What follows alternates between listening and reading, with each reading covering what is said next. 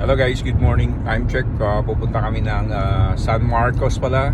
Time check is 8:29 in the morning, Sunday ngayon. Tama ko yung dalawang kiddos ko.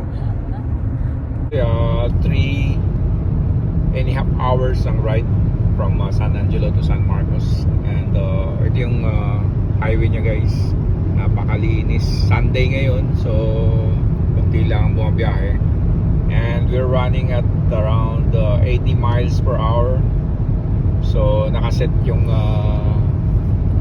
cruise control ko to that speed. 130 kilometers per hour yan guys sa Pilipinas. Kaya kung kilometers ang gagamitin natin.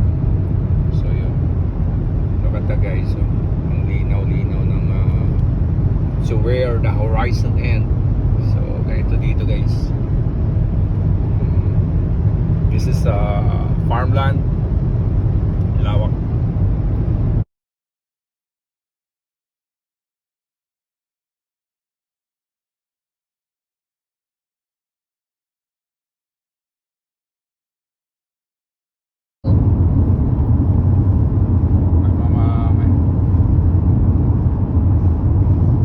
So yun yung stretch ng daanan namin.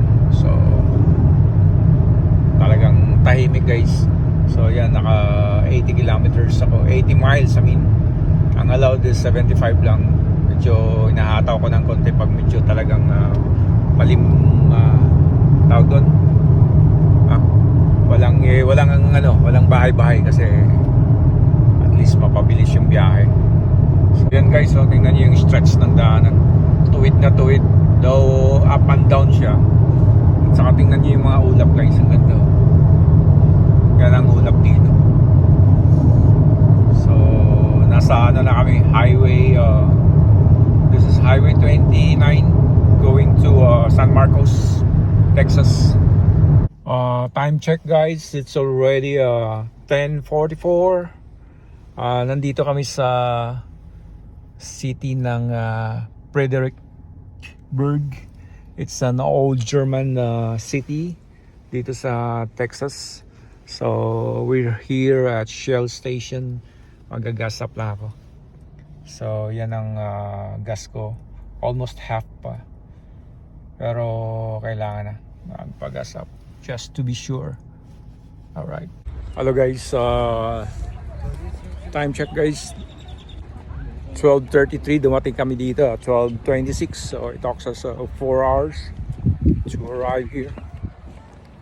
So ito guys, dito na kami sa premium outlet. So look at that guys, yes. So dito mo makikita lahat guys yung mga factory outlets na mga branded bags, branded shoes. So malawak to guys.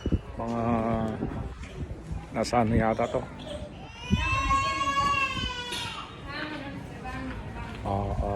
Mga ilang hectares. So yeah, let's go. So guys, yan dito kami sa Champs, Puma. There's that Adidas, Jockey. We got here Nike outlet, factory outlet. Doon kami guys, papasok kami doon here. So ito yung parking dito guys. Yan, napakalawak na area na to guys. And yun, outlet na mga all apparels, men's and women apparels, yung mga branded talaga. So dito yung makikita sa San Marcos premium outlet dito. Isa to sa outlets ng mga Nikes dito. Look at that, dami. Then regular price. Hanap tayo ng naka-sale. May mga red tags or on sale.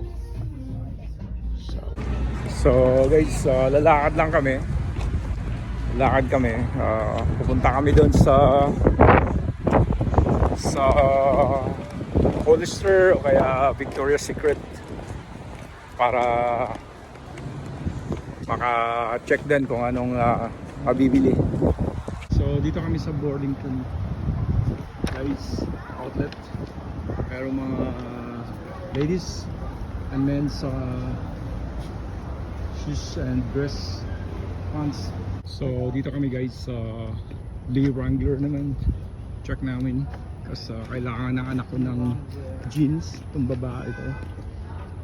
Guys, ayun nga yung Victoria's Secret. And wala kaming nakitang medyo maganda ron sa